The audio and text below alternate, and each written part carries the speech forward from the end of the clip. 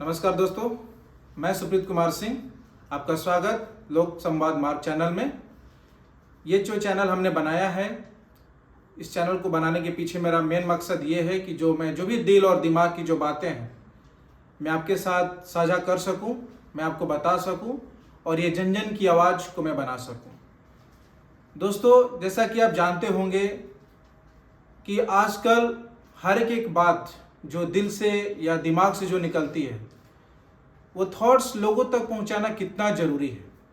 इसी के लिए मैंने इस चैनल का माध्यम चुना है और मुझे पूरा भरोसा है कि आप लोग मुझे इसके लिए पूरी तरीके से सपोर्ट करेंगे, मुझे सहायता करेंगे ताकि जो मैं अपनी बात को आप लोग के सामने रख सकूं। दोस्तों, आज मैं पहली बार इस चैनल के माध्यम से आप लोगों के सामने हूं और मैं संवाद कर रहा हूं। इस चैनल को आज मुझे बनाने और आप लोग के सामने आने के लिए एक ही मकसद था। जैसे कि आपने सुना होगा, देखा भी होगा कि उत्तराखंड में कैसे प्रकृति ने त्राहिमाम मचाई थी। कितने बेघर लोग हो गए, कितनों का घर उजड़ गया, कितने लोग बह गए, कितने लोग लापता हो गए। आज भी कहीं कहीं से उधर बॉडीज मिलती हैं पहाड़ों से। वैसा ही कुछ नज़ारा अगर आपने उत्तराखंड के लाइफ को नहीं देखा होगा या नहीं समझा होगा तो उतना बड़ा तो त्राहिमाम नहीं है, लेकिन यस, ये एक मानव के लिए एक बहुत बड़ा त्रासदी है। और इस जगह का नाम है जवनिया, बिहार। ये भोजपुर में पड़ता है, आरा डिस्ट्रिक्ट में है।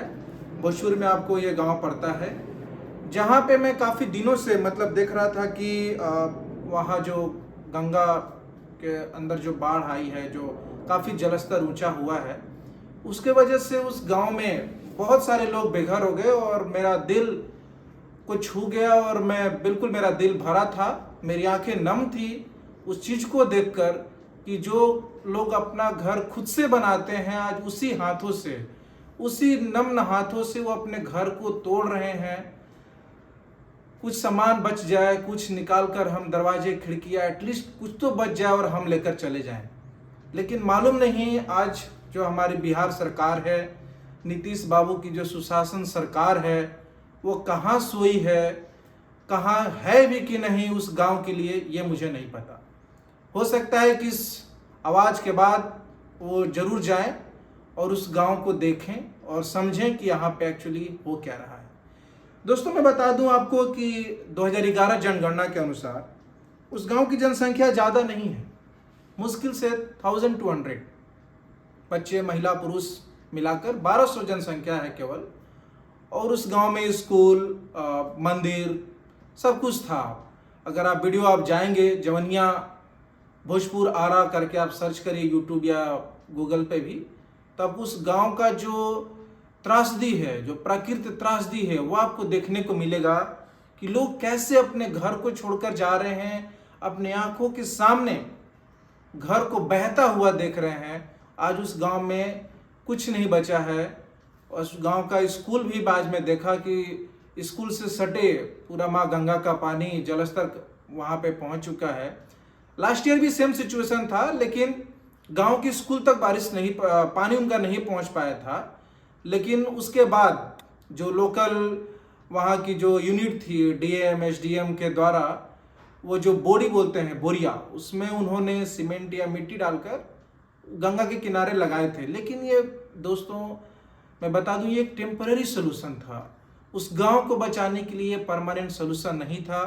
परमानेंट सोल्यूशन मानते हैं वो तुरंत नहीं हो सकता, साल भर के अंदर नहीं हो सकता था। डैम या कुछ भी गंगा के पानी को रिवर फ्रंट बनाकर थोड़ा सा डाइवर्जन करके कर सकते थे, एटलीस्ट शुरुआत तो हम लोग कर सकते थे, लेकिन वो नहीं हुआ। आज के डेट में वो गांव पूरी तरीके से तबाह होने के कागार पे है। मैं यही पूछना चाहूँगा दोस्तों, जो हमारे एमपी, एमएलए जो भी उस क्षेत्र से जीत कर जाते होंगे, क्या उनको ये दायित्व नहीं बनता है कि मानसून सत्र में जो फालतू की बकवास की बातें हैं कि ऑपरेशन सिंदूर में कितने जहाज गिराए पाकिस्तान ने, क्या कर दिया, ये कर दिया, वो कर दिया, उसके बजाय उस गांव को बचाने के लिए सोच सकें?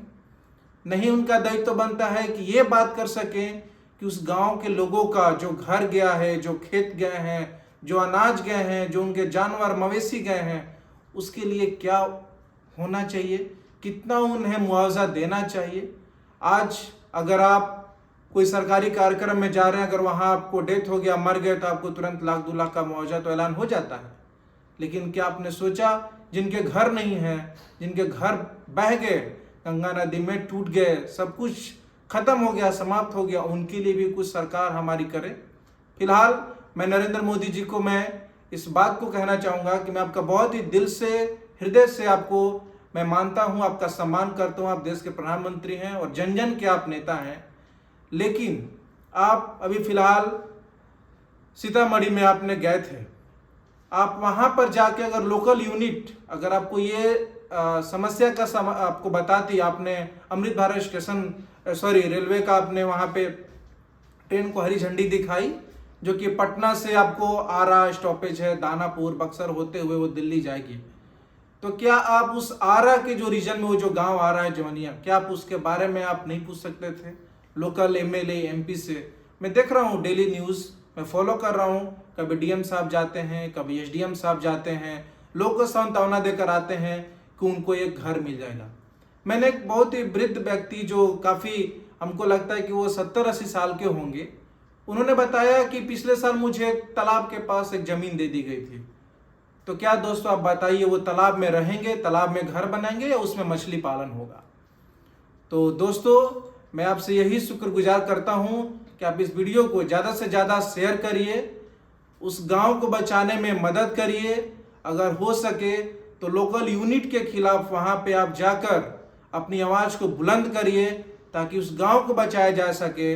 अगर जिनका भी घर द्वार, मवेशी जिनका बह गए, गंगा नदी में बह गए, कुछ उनका नहीं बचा, उनको एक अच्छा, एक जो रिजनेबल जो होता है मुआवजा देने के लिए आप उनकी मदद करें। मैं तो इस समय मद्रास में हूँ, जो कि मैं सक्षम नहीं हूँ जाने के लिए, लेकिन मुझे अवश्य जरूर मौका मिलेगा तो मैं जाना चाहूँगा वहाँ पर। मैं देखूँगा कि वहाँ की ग्राउंड स्थिति क्या है। लेकिन दोस्तों जो भी वहाँ पर है, उस रीजन में आप जाइए, उस गांव को मदद करिए और उत्तराखंड की तरह एक बड़ा त्रासदी होने से बचाइए। और जिस तरीके से उत्तराखंड को विकसित किया जा रहा है, उम्मीद करता हूँ कि सरकार, वहाँ की लोकल यूनिट उस गांव को विकसित करने में वहाँ के लोगों की मदद करेगी। धन्यवाद दोस्तों।